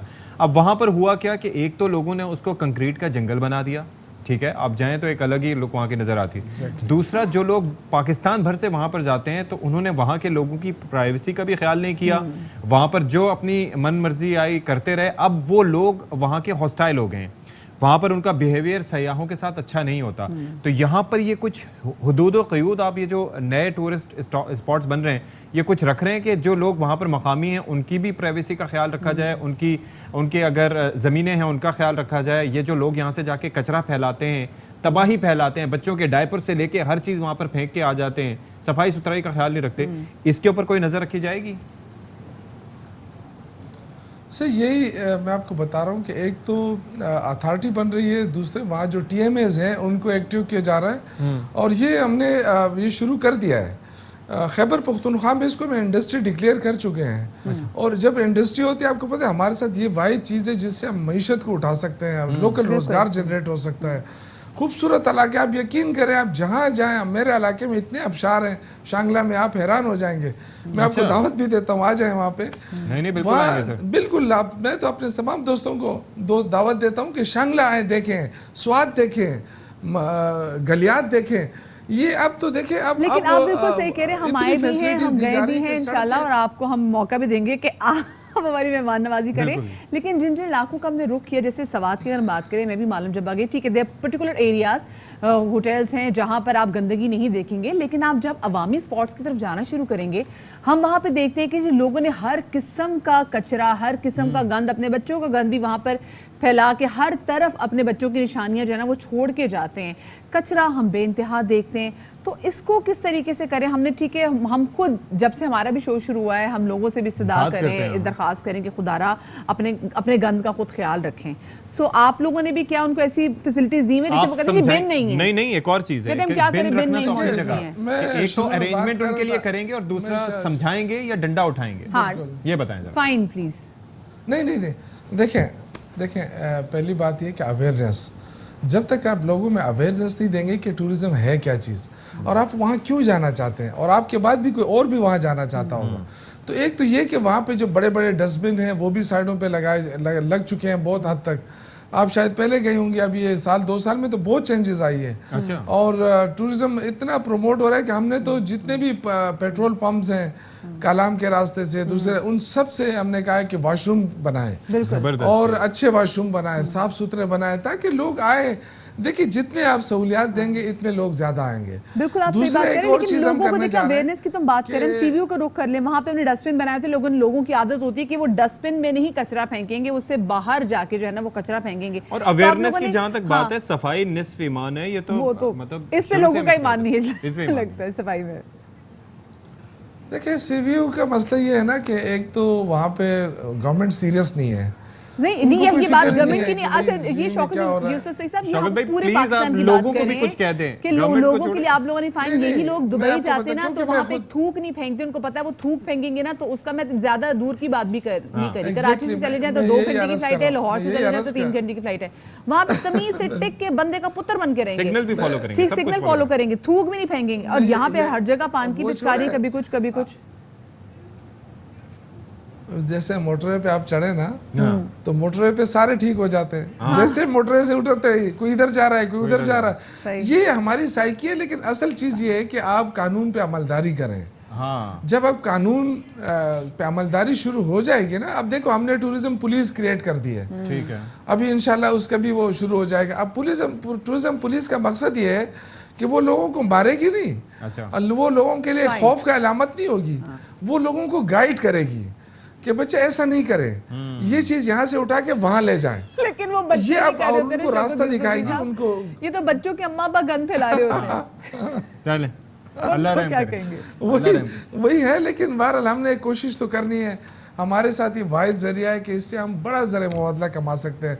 देखिए गैर मुल्की टूरिज्म क्यों बंद हो गई थी कि जी यहाँ दहशत गर्दी है, अल्लाह के फजल से दहशत गर्दी ख़त्म हुई, अल्लाह के फजल से हमने अब टूरिज्म पे एक फोकस डाल दिया है, क्योंकि इमरान खान चाहते थे कि ये और मिनरल, ये 2 ऐसी चीजें हैं ना जिससे पाकिस्तान की मईशत उठ सकती है। तो इंशाल्लाह ताला फोकस भी हो रहा है, इंशाल्लाह फोकस भी हो रहा है, काम भी हो रहा है, सड़कें तो बना दी हैं, बस लोगों का रवैया तब्दील करने की जरूरत है। और रवैया तब्दील होगा जब उन पे फाइन करेंगे अगर वो बदतमीजी कहीं ना कहीं करते हैं। बहुत शुक्रिया जी, शौकत यूसुफ सईद साहब हमारे साथ मौजूद थे। एक और आप लोगों के लिए अच्छी खबर सयाहत के हवाले से ये है, वो ये कि बाबू से टॉप जो है बिल्कुल जो रोड बंद किया गया था वो रास्ते खुल गए। अच्छा अब सती एक तरफ तो हम सयाहत के हवाले से बात करें, एक तरफ हम कुदरती हुस्न की बात कर रहे हैं, एक तरफ हम क्लाइमेट चेंज के हवाले से बात कर रहे हैं, ग्लोबल वार्मिंग के हवाले से बात करें, जिसके खतरात जो हमने देखे कि किस तरीके से दुनिया खतरात के बाद दुनिया भर में मंडला रहे हैं। अमेज़न के जंगलात में जब आग लगी वो हमने देखा। दूसरी जानिब हम ऐसे जोहला को देख रहे हैं यहाँ पर जो अपनी तशहीर के लिए,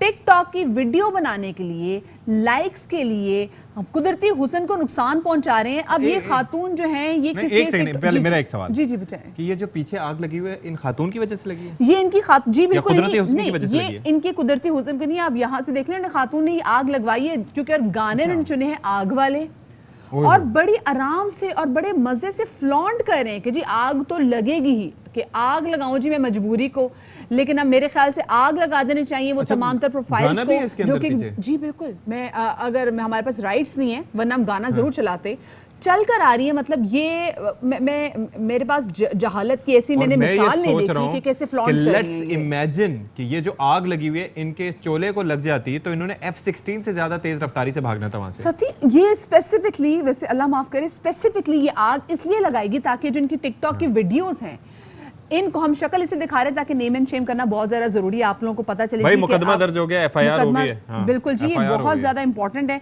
कि एक्शन लिया जाए। एक तरफ हम बात करें जी कि हमने किस तरीके से जो क्लाइमेट चेंज के हवाले से अपना इंडिविजुअल किरदार अदा करना है, दूसरी जानिब ऐसे लोग निकल के ये देखें ना, ये वीडियो भी देखी जा सकती है किस तरीके से जी पहले उन्होंने लाइटर से आग लगाई है just to make some videos. और आपको पता है कि ये आग ऐसे फैलती है, मतलब वो कहते हैं ना कि ये खबर जो है वो जंगल की आग की तरह फैल गई। ये जंगल की आग वाकईतन ऐसे फैलती है कि उसको रोकने का कोई, दुनिया भर में हम बात कर रहे थे शुरू में ही हमने हवाला दिया कि भाई ग्लोबल वार्मिंग की वजह से जंगलात की आग भी लग जाती है और वो आग रुकने का नाम नहीं लेती और वो हजारों एकड़ पर जो है हम देखते हैं कि तबाही मचा देती है। तो ये थोड़ा सा अंडरस्टैंड करने की बात है। तो इस पर गुफ्तगू के लिए हमारे साथ मौजूद हैं डायरेक्टर जनरल एनवायरमेंट CDA यानी कि capital development authority Irfan Niazi साहब। बहुत शुक्रिया जी, आपने हमारे लिए वक्त निकाला। इरफान नियाजी साहब, ये बड़ा एक अंदोनाक वाक़या है और मुझे लगता ये है कि जो लोग हैं, जो पब्लिक है, उसके अंदर अवेयरनेस नहीं है, ये वो सीरियसनेस को नहीं समझते कि ये उनकी तफरीह थी और उसके बाद ये पूरा सब कुछ जल के खाक हो सकता था। तो क्या अब इसके हवाले से आप लोग सोच रहे हैं?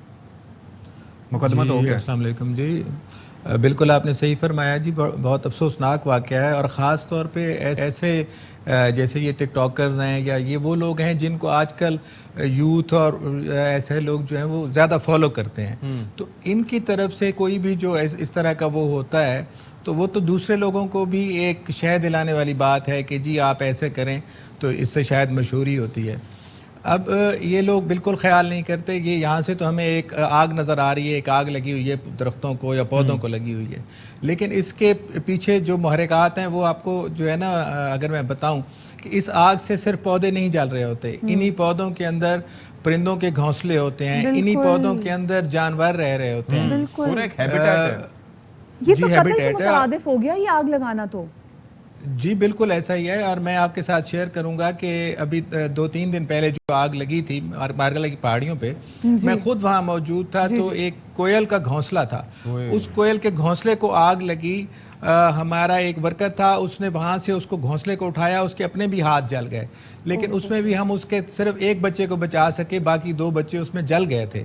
तो कितने ही ऐसे जानवर हैं, परिंदे हैं जो इससे मर जाते हैं। तो मेरे ख्याल में ये ना सिर्फ जो है एक अफसोसनाक पहलू है इसका, बल्कि ये गुनाह है, सरियन गुनाह है। मैंने जैसा से शुरू में तस्करा किया कि जैसे हम बात करते हैं ना कि ये खबर जंगल की आग की तरह फैल गई, तो जंगल की आग तो वैसे ही मतलब ग्लोबल वार्मिंग की वजह से भी लग जाए या किसी के सिगरेट के टोटे से भी लग जाए तो वो पूरे जंगल को खाकस्तर कर देती है हवा से।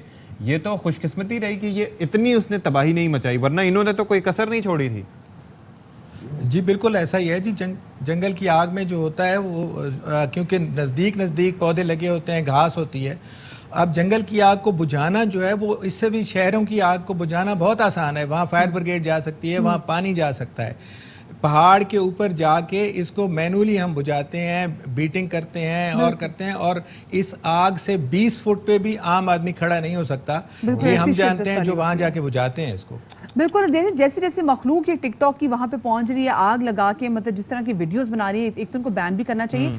सजा इनको क्या हो सकती है? जैसे FIR कहा है कि दर्ज होगी इनके खिलाफ। अगर हम ऑस्ट्रेलिया वगैरह की बात करें, वहां पर अगर कोई ऐसे जंगलात को आग लगाता है या नुकसान पहुंचाता है तो जो उसकी सजा है वो उम्र कैद की होती है। सो हमारे यहाँ लॉस क्या कहते हैं, इनको कितनी सजा हो सकती है ताकि इनको देख के बाकी जो लोग हैं ना वो इबरत हासिल करें? जी हमने इनके ऊपर जो है ना, जो अभी दरख्वास्त दी है उसमें हमने landscape act 1966, forest act 1927, environment protection act 1997 और वाइल्ड लाइफ प्रिजर्वेशन एक्ट 1979 का जो है उसके तहत इनके खिलाफ कार्रवाई करेंगे। और इन तमाम कवानीन में मुख्तलिफ सज़ाएँ भी हैं, जुर्माने भी हैं, और ये सजाएं 6 महीने से लेकर 3 साल तक सर, एक और चीज़, एक थोड़ी सी रिक्वेस्ट है कि आप ज़ाहिर है कि CDA में काम करें और आप प्रोटेक्शन चाहते हैं एनवायरनमेंट की, तो ये जो अंग्रेज़ दौर की सजाएं हैं ना, इनको थोड़ा सा आगे बढ़ाएं, कुछ इसके लिए तजावीज़ दें हमारे लॉ मेकर्स को कि ऐसी सख्त कवानीन बनाएं कि अगर अंग्रेज़ दौर के जो जुर्माने भी होते थे तो वो इतने कम होते थे कि किसी को अब उससे फ़र्क नहीं पड़ता। अब आप ये देख लें कि इतनी सारी तबाही की भी मैक्सिमम सज़ा 3 साल होगी, उससे ज़्यादा नहीं होगी। तो ये इस पर भी सोचना चाहिए थोड़ा सा।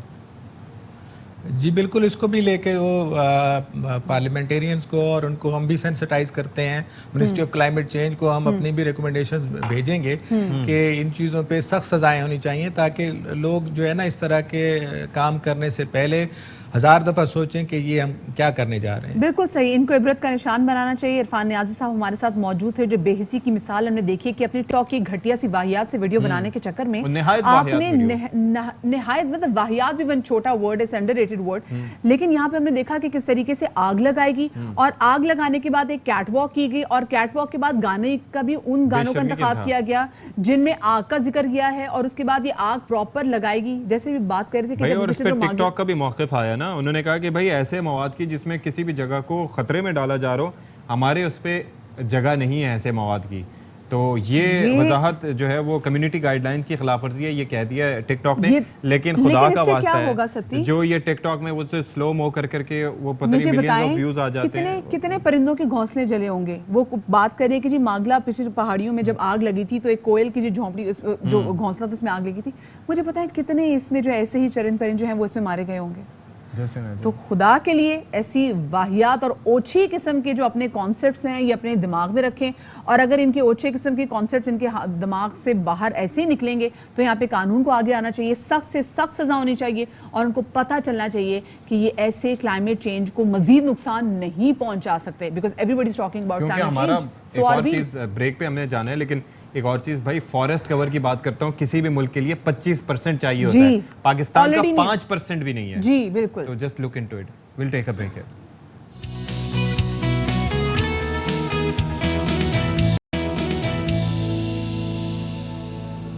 तो ये है कि डॉलर तेरी परवाज से जलता है ज़माना। तो बात ये है कि कोई रुकने का नाम नहीं है, डबल सेंचुरी की तरफ गामजन है जी डॉलर। और मजीद ₹1.51 महंगा हो गया, यानी कि ना 10 पैसे, ना 20 पैसे, ना 30 पैसे। अब ये ₹197.25 पर ट्रेड हो रहा है और ओपन मार्केट में डॉलर की ₹198.50 में फरोख्त जारी है। और मुझे यकीन है कि वो दस्तयाब भी 200 से कम में नहीं होगा। या अल्लाह, ये क्या हो रहा है?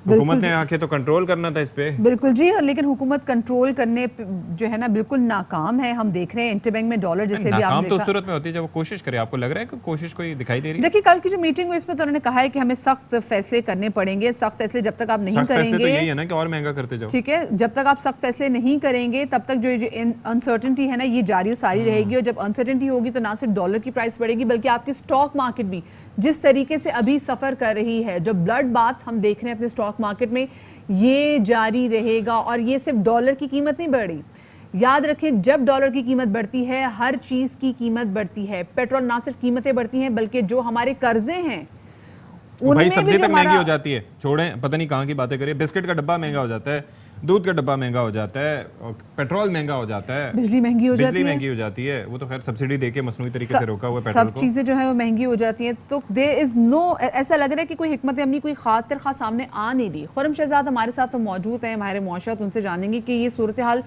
कहाँ पर जाके रोकेगी। अस्सलाम वालेकुम Khurram, very warm welcome to Bakhabar Savera. Khurram, ये अभी तो हम 198 पे डॉलर दिखा रहे हैं, अगर मैं आप अभी डॉलर लेने के लिए जाएंगे भी तो हमें तो डॉलर 199 या 200 पे मिलेगा। कि डॉलर की कीमत कहीं आपको थमती हुई दिखाई दे रही है कदर? जी अस्सलाम वालेकुम and good morning to the both of you. देखें, हालात वही हैं जो हमने कुछ दिन पहले डिस्कस किए थे, बल्कि थोड़े से और ख़राब हैं। और जहाँ तक डॉलर का मामला है तो डॉलर आप 200 की बात कर रही हैं, 200 से ऊपर भी इस वक्त जो ओपन मार्केट है, open market in the sense कि जो बेसिकली इनफॉर्मल मार्केट है, उसमें तो 202, 203, 204, 205 की बात हो रही है। लेकिन पॉइंट ये है कि डॉलर जो है वो क्यों जा रहा है ऊपर, ये पॉइंट है। तो ये इसलिए जा रहा है ऊपर कि जब फैसले वक्त पे नहीं होंगे और हमारे यहाँ जो डॉलर है वो इंपोर्ट्स के लिए जो लग्जरी इंपोर्ट्स हैं या ऐसी इंपोर्ट्स हैं जिन्हें हमें जरूरत ही नहीं है, उसकी वजह से जो है हम इंपोर्ट्स करते जा रहे हैं और वो चलती जा रही है। तो नेचुरली आपको जो है वो डॉलर की जरूरत पड़ेगी। जब डॉलर की जरूरत पड़ेगी, कुछ इस तरह की सिचुएशंस आती हैं शॉर्ट टर्म एटलीस्ट कि जी टैक्सेस बढ़ा दें, ड्यूटीज बढ़ा दें इंपोर्ट्स पे, तो उससे टैक्स बढ़ जाएगा। हमें ये समझने की जरूरत है कि टैक्स जो है वो रुपये में बढ़ेगा, हमें डॉलर, हमारा जो कर्जा है वो डॉलर में है, तो हमें बैन लगाना है, आउटराइट बैन। वो कहते हैं ना, desperate situation needs desperate measures, तो हमें करने हैं फौरन। अगर वो हम नहीं करेंगे तो हम बैठे रहेंगे। एक और चीज जरा समझाइएगा कि लेट्स सपोज कि अभी इमरान खान साहब की हुकूमत बरकरार होती और जो सब्सिडी पेट्रोल पे उनकी दी गई थी वो भी जून तक बरकरार रखते और इक़दामात आपको लगता है कि कुछ मुख्तलिफ होते तो इस वक्त डॉलर इतने पे नहीं होता, या उनकी हुकूमत में भी आपको लगता है कि ऐसा ही होता है सिचुएशन? देखिए, एक फर्क होता, वो ये होता कि वो शायद ये इस वजह से जो है वो सब्सिडी को ना जो है वो फिक्स करते कि उनकी हुकूमत ना जारी होती। उन्हें भी पता था कि हुकूमत जा रही है तो अगले के लिए जो है वो मुश्किलात कर जाएं, और जो है मुल्क का कोई नहीं सोच रहा, सिर्फ ये सोचते हैं कि जी नेक्स्ट पार्टी जो है उसके लिए इतनी मुश्किल करते हो कि उसका नैरेटिव, पॉलिटिकल कैपिटल जो है वो बर्बाद हो जाए, तबाह हो जाए। आगे इलेक्शन की जो भी इलेक्शन कैंपेन्स होंगी वो उसका सारा का जो इन्हिसार है वो इन्हीं पे तो होगा कि देखिए जी कितना सफर के मुल्क इकोनॉमी में। सिचुएशन यही रहती क्योंकि ऑयल प्राइसेस बढ़ती गई हैं, इंटरनेशनल मार्केट में भी जो है वो फूड की प्राइसेस बढ़ती गई हैं, और यहाँ पे भी जो है ना लोकली मार्केट में भी आपकी इंपोर्ट्स वगैरह जो हम कर रहे हैं वो करते रहते। तो सिचुएशन को बहुत ज्यादा फर्क नहीं होता, लेकिन ये होता कि अगर वोट ऑफ नो कॉन्फिडेंस का डर ना होता या उनको हटने का डर ना होता तो वो शायद सब्सिडी ना देते, वो बढ़ा देते। और इस वक्त हम पेट्रोल प्राइसेस भी 200 से ऊपर देख रहे थे। अच्छा, एक और चीज जल्दी आ जाती। अच्छा, एक और चीज इन्फ्लेशन जल्दी आ जाती। अच्छा, एक और चीज जरा बताइएगा कि अब हम जो सिचुएशन देख रहे हैं, जिस तरीके से ये मामलात मैनेज करने की कोशिश की जा रही है और उसके अंदर हम ये देख रहे हैं कि कुछ बेटरमेंट आती हुई दिखाई नहीं दे रही। अब ये साथ लेके चलने का फैसला किया है पॉलिटिकल फ्रंट पे, तो इससे कुछ मुस्बत इम्पैक्ट आपको आता हुआ दिखाई दे रहा है या कुछ यकसुई नज़र आएगी आपके ख्याल में, जो ख़ासतौर पर मुआशी जो फैसले उनमें? देखिए, फैसला करना और फिर एक्शन लेना, इन दोनों में अभी हमें वक्त ज्यादा नहीं देना, क्योंकि पहले भी फैसले होते रहे लेकिन एक्शन नहीं हुआ। तो हमें जिस चीज की जरूरत है वो एक्शन है कि आज गवर्नमेंट चाहे कि जी हम पेट्रोल की प्राइसेस 50 रुपए बढ़ा रहे हैं और एटलीस्ट 100 रुपए उनके लिए बढ़ा रहे हैं जो डिजर्विंग नहीं है। डीजल की प्राइसेस थोड़ी सी बढ़ा रहे हैं लेकिन टैक्सेस और कीमतें जो है उनके लिए बढ़ा रहे हैं जो डिजर्विंग नहीं है। इम्पोर्ट बंद कर रहे हैं, एक दिन कम कर रहे हैं वर्किंग का, और इकोनॉमी जो है एक दिन अगर आपकी बंद रहेगी ना, इकोनॉमी बंद नहीं रहेगी, इनफैक्ट 7 बजे मार्केट बंद कर दें या लोड शेडिंग जो है बड़ी मैनेज तरीके से करें, तो इन सब चीजों की वजह से आपके 1 से 1.5 अरब डॉलर बच सकता है 2 महीने में। वो टारगेटेड सब्सिडी, स्मार्ट डिसीजन। तो इसका मतलब है कि शॉर्ट टर्म फिस्कल पॉलिसीज जो हैं वो भी बनाई जा सकती हैं, या फिर हमें ऐसी ही अभी ही सी पॉलिसीज ऐसी बनानी है जो कि लॉन्ग टर्म चलेंगी?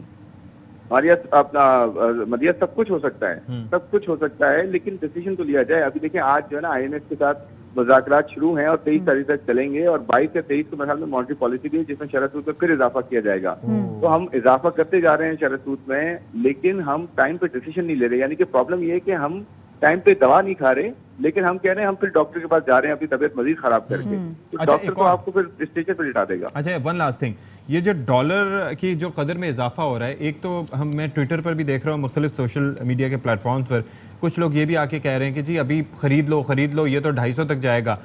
इससे कुछ फर्क पड़ता है डॉलर की कदर ऊपर जाने में? बिल्कुल नहीं खरीदना चाहिए, और इस तरह के लोग अगर कहते हैं तो उनको आप अरेस्ट मेरे ख्याल में करना चाहिए, क्योंकि ये गलत तरीका है, इससे मुल्क को सबसे ज्यादा नुकसान होता है, इससे कोई फायदा नहीं होता डॉलर खरीदने से। लेकिन ये नेचुरल जरूर है कि जब भी इस तरह की सिचुएशन होती है हर कोई इस तरफ दौड़ता है, हर कोई पूछता है कि डॉलर लेने, क्योंकि कितनों के बच्चे बाहर पढ़ रहे हैं, कितने के माँ बाप बाहर जो है इलाज करवाने जाते हैं। हमारे यहाँ तो ना एजुकेशन भी है, करते करता ने जो भी हमारे जो है वो पॉलिटिशियंस रहे हैं, जितने जो भी पॉलिसी मेकर्स रहे हैं, ना उन्होंने जो है सेहत दी उस तरह से, ना तालीम दी है, ना सिक्योरिटी इस तरह से दी है। तो यहाँ तो जो है फिर बाहर जाते हैं लोग अपनी जो है जो अफोर्ड कर सकते हैं, तो उनके लिए तो बहुत बड़ा प्रॉब्लम होता है, उनको तो जेन्युइन नीड है। लेकिन ये कहना कि डॉलर बाय कर तो फायदा होगा, बिल्कुल नहीं होगा, क्योंकि डॉलर जो है इस वक्त अपनी कीमत से ऊपर चल रहा है, यानी कि रुपये अपनी कीमत से बहुत नीचे ही वापस आएगा। सिर्फ थोड़े से डिसीजन लेने की जरूरत है, ये सब चीजें जो है सेटल हो सकती हैं in the next 1 to 2 month, अगर आज जो है तैयार किया जाए। बात करके ये खुरम ये उम्मीद हो चली कि हो सकता है कि जैसे आपने कहा कि सब चीज़ें वापस आएंगी, लेकिन हमें prompt action and prompt decisions की ज़रूरत है। बहुत शुक्रिया जी। खुरम शहजाद माहिर मौशत के साथ मौजूद थे। यही हम भी कह रहे हैं कि आपको जल्द अज जल्द कोई बड़े फैसले लेने होंगे, चाहे वो सख्त हों, लेकिन मुल्क के लिए वो अच्छे हों। बिल्कुल ऐसा ही है। अब जनाब हम आपको बताएं कि पाकिस्तान तहरीक इंसाफ के रहनुमा हैं फवाद चौधरी साहब, तो वो ये कहते हैं कि बजाय मामलात को और पेचीदा करने के बेहतर तो था कि सियासी जमातें इलेक्शन कमीशन की तश्कील नौ और इस्लाहात पर आगे बढ़ें। जून के पहले हफ्ते असम्बलियाँ तहलील करके इंतखाबात कराए जाते, ये उनके मुताबिक ऐसा होना चाहिए था, और नादानों की राय हमेशा चिपके रहने की होती है। तो ये जनाब ये उनका मौक़िफ़ फवाद चौधरी साहब का, और वही कहते हैं कि अब भी ऐसा ही हो रहा है। बिल्कुल जी। साथ में उनका ये भी कहना था कि अकल की बात कई बार देर से समझ में आती है और इम्पोर्टेड हुकूमत को जाना ही है, खुद नहीं जाएंगे तो निकाले जाएंगे। मईशत को और नुकसान पहुँचा कर इम्पोर्टेड हुकूमत किसकी खिदमत करना चाहती है? हुकूमत ख़त्म हो चुकी है, हकीकत का इदराक करें और आवाम को फैसला करने दें और हमें ब्रेक लेने दें।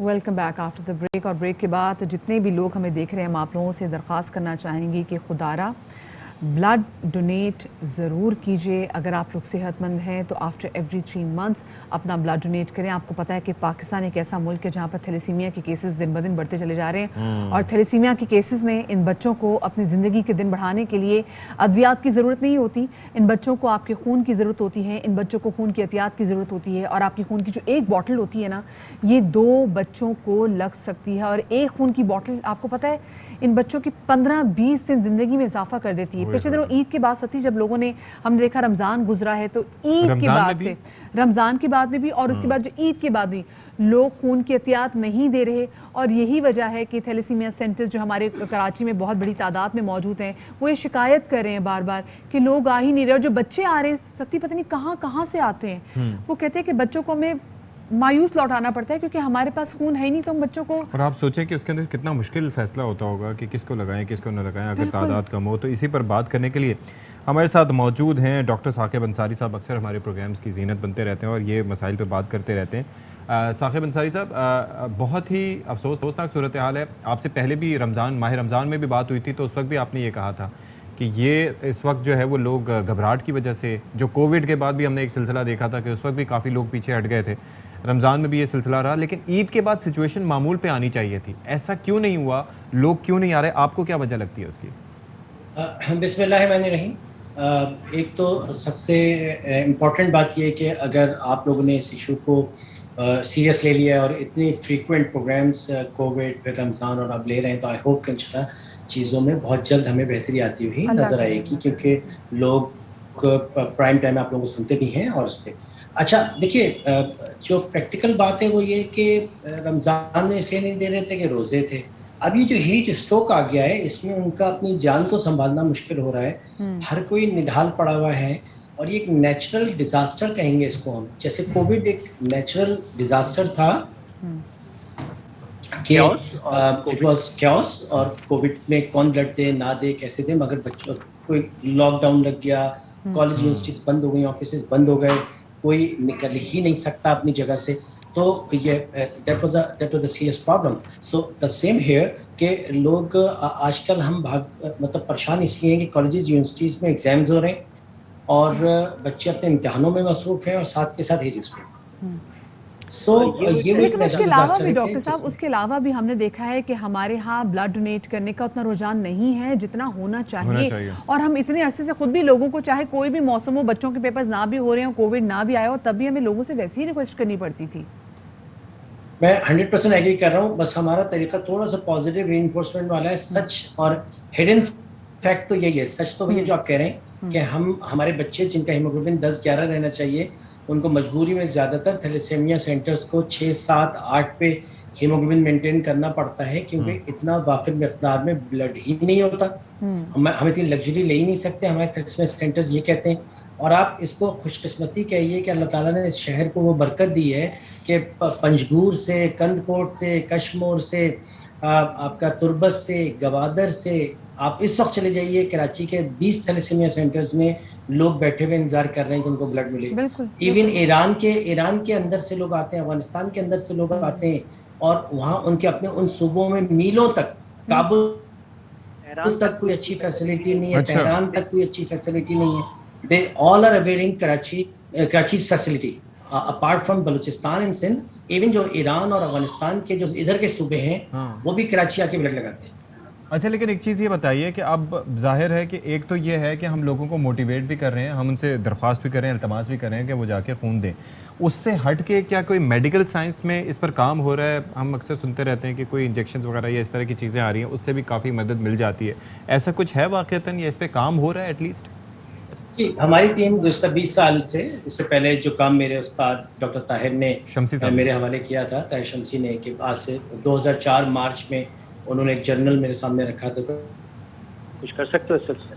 तो फिर मैंने उसको अपना PhD का टॉपिक बनाया था, और अब 20 साल में हमने पूरे पाकिस्तान में कोई 10,000 से ज़्यादा दवा बच्चों तक ये दवाएं पहुंचाई हैं, जिनमें से 4,000 के करीब बच्चे ऐसे हैं कि जिनको ब्लड नहीं लग रहा। और ये यूरोपियन अमेरिकन, अभी लास्ट वीक भी एक आर्टिकल हमारा अमेरिका का टॉप मोस्ट जर्नल है, ब्लड जर्नल, उसमें पब्लिश हुआ है। तो हम इस वक्त modern evidence based medical science पे बात कर रहे हैं, और इसमें यूनिवर्सिटी ऑफ कराची, दाव यूनिवर्सिटी सब इन्वॉल्व हैं, और अल्हम्दुलिल्लाह scientifically we are moving forward. Doctor साहब, एक और चीज़, बड़ी मिथ्स अटैच है। लोग कहते हैं जी ब्लड डोनेट करेंगे तो आपको, ब्लड डोनेट करने से बंदा मोटा हो जाता है, कुछ कहते हैं जी ब्लड डोनेट करने से आपको खून नहीं बढ़ता, आपका हीमोग्लोबिन जो है वो हमेशा के लिए कम हो जाता है, वीकनेस हो जाती है, ये हो जाता है, वो जाती है, कुछ एज ग्रुप। तो ये 40 साल से ऊपर के लोग खून ना दें, कितना हेल्दी है हमारे लिए ब्लड डोनेट करना हर 3 महीने के बाद? ये सब मिथ्स हैं, ये सब मिथ्स हैं, सब गलतफहमियां हैं। सच वही है जो आपने कहा, हर 3 महीने पे ब्लड दो, एक ब्लड 3 जिंदगियां बचाता है। लाल खून से थैलेसीमिया की जिंदगी बचाई जाती है, प्लेटलेट से डेंगू और कैंसर के पेशेंट की जिंदगी बचाई जाती है, प्लाज्मा से हीमोफीलिया और बर्न्स के पेशेंट की जिंदगी बचाई जाती है। आपका दिया हुआ ये खून 3 जिंदगियां बचा सकता है, यानी साल में आप 12 जिंदगियां बचा सकते हैं। तो जिंदगी बचाने के लिए डॉक्टर होना जरूरी नहीं है, you can be a healthy blood donor, and at the same time आपका पार्टनर, आपका दोस्त, आपका सर्कल, आपकी फैमिली आपको कितना नीट और सेफ पाएगी कि 3 बार आप हेपेटाइटिस बी, सी, HIV, सिफिलिस, मलेरिया, तमाम तरह के टेस्ट होते हैं। अगर किसी शख्स का एग्जेक्टिव चेकअप साल में 3 बार हो रहा है, तो उससे ज्यादा हेल्दी और एक्टिव आदमी और कौन हो सकता है? बिल्कुल बिल्कुल सही बात करें। बहुत शुक्रिया जी। डॉक्टर साकिब अंसारी साहब हमारे साथ मौजूद थे और यही आप तमाम तो लोगों से हमारी सदा है, दरख्वास्त है कि खुदारा अगर आप हेल्दी हैं तो निकलें, खून डोनेट करें और खून से बड़ा अतिया और कोई हो ही नहीं सकता, क्योंकि आपके खून की एक बोतल से 2 बच्चों की जिंदगी बच रही है। देखिए, कह रहे हैं 3 की वो कह रहे हैं 3 लोगों के प्लाज्मा अलग जा सकता है, फिर उसका ये अलग हो सकता है, ये सारी चीजें। अब आप देखें साथी, ये जो बच्चे आते हैं, थैलेसीमिया के बच्चे आपके पास आते हैं, तो आप इनको जब खाली लौटा रहे हो तो ऐसे नहीं कि हम उनको पैसा देंगे इनकी हेल्प हो जाएगी, नहीं, इनको खून की एहतियाती चाहिए। और बच्चों की बात देखिए, आपका अपना जिस्म क्लीन हो रहा होता है, मतलब आप ये देखें हमारे ब्लड सेल्स बनते हैं, फ्रेश पहले वो जोंके लगाई जाती थी कि फासिद खून इस तरह से निकल जाए, तो खून भी आपका प्योरीफाई होता है। तो मेरे ख्याल में मजीद ये गवर्नमेंट लेवल पे भी इसको थोड़ा सा करने की कि किस एज तक आप दे सकते हैं, जो मिथ्स हैं उनको खत्म किया जाए। फिर साथ ही साथ ये है कि किस तरीके से आप कौन से ब्लड टाइप्स को, एच भी आपने कितना अपना मेंटेन करना है, जिन्होंने ब्लड देना है, ये सारी चीजें बड़ी इंपॉर्टेंट हैं। वैसे जब मैंने पहली बार ब्लड डोनेट किया था वो 17 years old। होए सो ब्लड डोनेट मतलब 1 साल हुआ आपको सिर्फ अभी तक। Thank you very much. Blood donate करें, खुदारन बच्चों की जिंदगियां बचाएं, अपना ख्याल रखें, अपने आसपास के लोगों का ख्याल रखें। शाद रहिए, आबाद रहिए। अल्लाह हाफ़िज़।